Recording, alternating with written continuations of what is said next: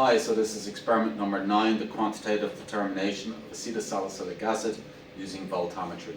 Today we're going to be using this metronome system and we're going to be using differential pulse to analyse a series of acetylsalicylic acid standards, and we're going to determine the concentration in an unknown sample using the method of standard additions. So I'll show you how to use the software and how to set up the experiment now. Follow the instructions given to you on the laminated sheet. Okay, there might be small changes between that and the manual, okay, so just be aware of that. Any problems, you can give me a shout. So I'll run you through now how to use the software, and it's pretty straightforward, pretty easy. Okay, so when you come to use the instrument, what you'll find is this setup over here, and we'll zoom into that now. So your electrodes are housed in here. We can see them, we can lift this up. Do it carefully, hold on to it because it's on a spring, alright? So you can lift them up, and what you'll actually see is you've got 3 electrodes. I've got a reference electrode here, I've got a working electrode in the center, and also a platinum counter electrode or auxiliary electrode at the back. There is another further thing that you will find on the inside of this, and it's just here, it's a stir, so it mixes our sample up. So what we basically do is we can place our sample into this glass vessel here. So this can come up and you can empty it off. Be careful not to drop that, guys. I only have the one. So what we're going to do is we're going to place at the initial part of it, we're just going to run a blank. We'll just put in some sodium hydroxide using the large fella here, and you can set that to 9 or 10 mils depending on which part of the experiment you're doing. All right. So what I'll do is I will now pipette in some of the sodium hydroxide into this, and I'll show you how to set it up. So I've just got a little small beaker here of sodium hydroxide. I've preset this to 10 mils. So I'm just going to suck up, or in fact, why don't I do it to 9 mils? So I'm going to set it down to 9 mils first. So I'm going to suck up 9 mils.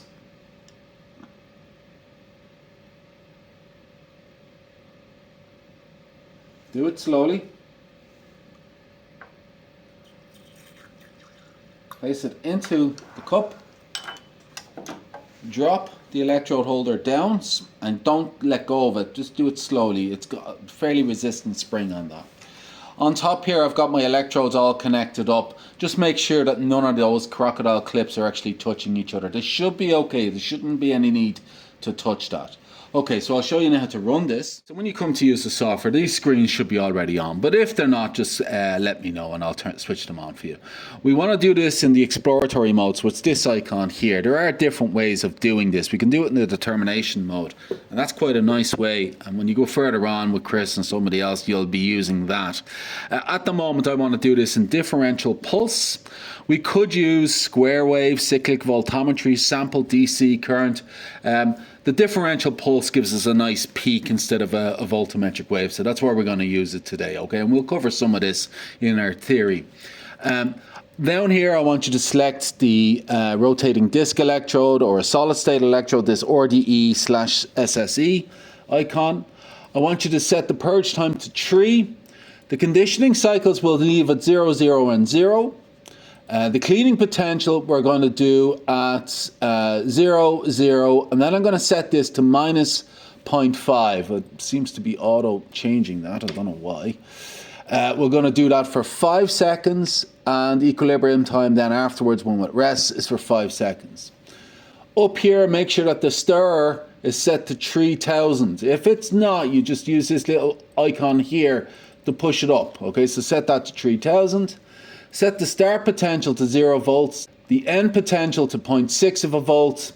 I want the pulse amplitude to be that. The instrument seems to default to these settings and it seems to work, so we're not going to change it. So this is set at 0.05, this one is set at 0.04. The voltage step, again, we can set that to 0.01. We want this guy, the voltage step time, to be 0.1 of a second. It calculates the sweep rate for us afterwards anyway, set all after measurement. So basically all you do is make sure that those numbers are correct, place your sample into the vial, and you click the start button down here at the bottom. You'll hear the stirrer going, okay? But everything else you're not going to see anything. Now if we go back to the screen,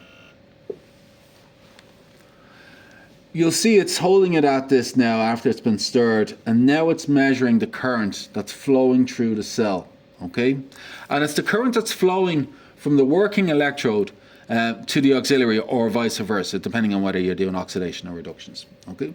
So we just click OK, and this will be my signal. Now, I am interested in the signal that appears out here, out around the 500 mark, but that's my blank, that's my background. There's nothing really there, okay? It should be flat, and there is ways of doing that, but doing a baseline subtraction, but we're not that interested in it. All I want to do now is come over here, and after you have prepared your standard of acetylsalicylic acid, this one, it's part A of your, or step one of your methodology.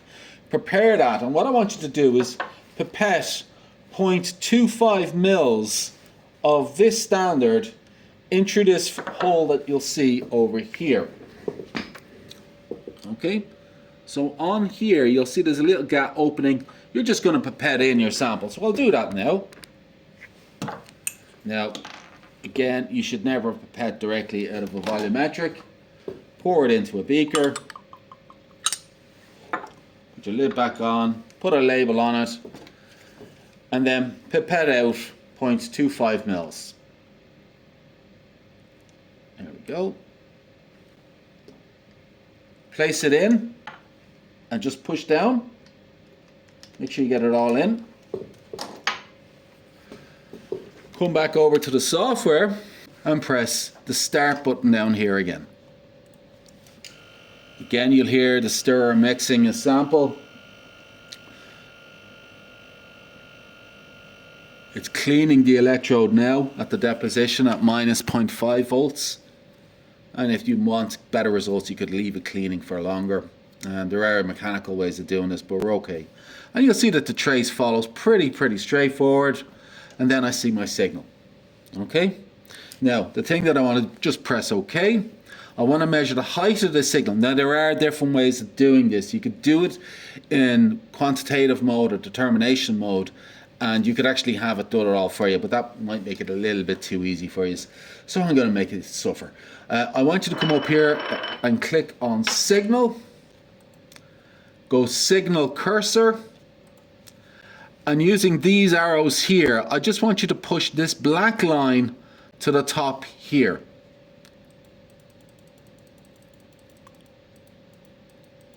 It'll automatically lock on and trace. So I want you to pick a point, say at point, it's a difference between 496 and 0.506. Let's pick a 0.506 or in and around that, okay? You can see it here.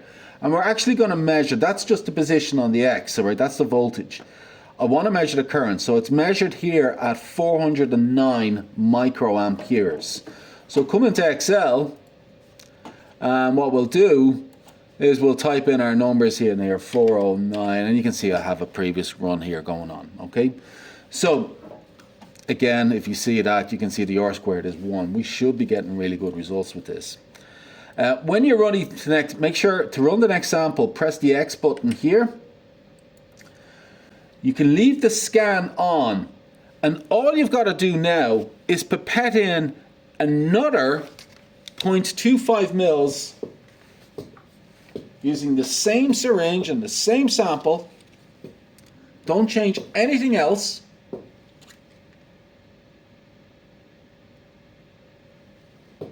Place your next sample in and just press the start button again. Everything else doesn't need to be changed.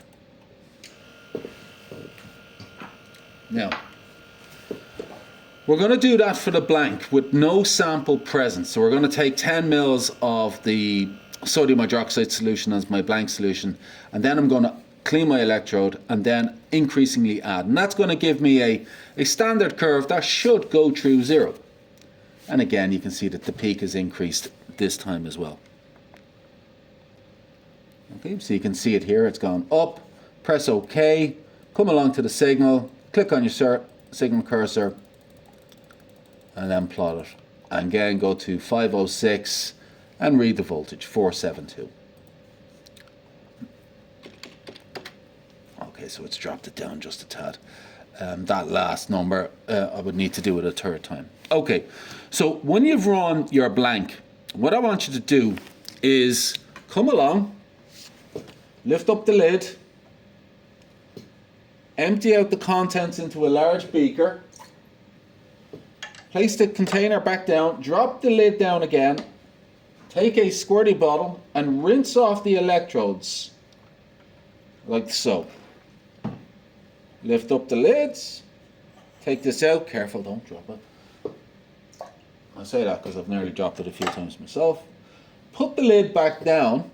In here I'm going to place my 9 mils of sodium hydroxide, my 1 mil of my unknown solution, and then before I do anything else, I'm then going to add in 0.25 mils of my standard, my 500 milligram standard.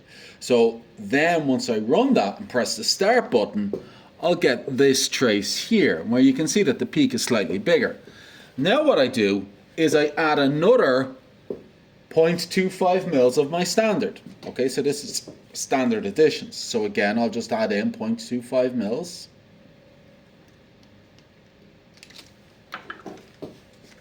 Come back to my software and press the start button again. Now we'll see this peak increasing.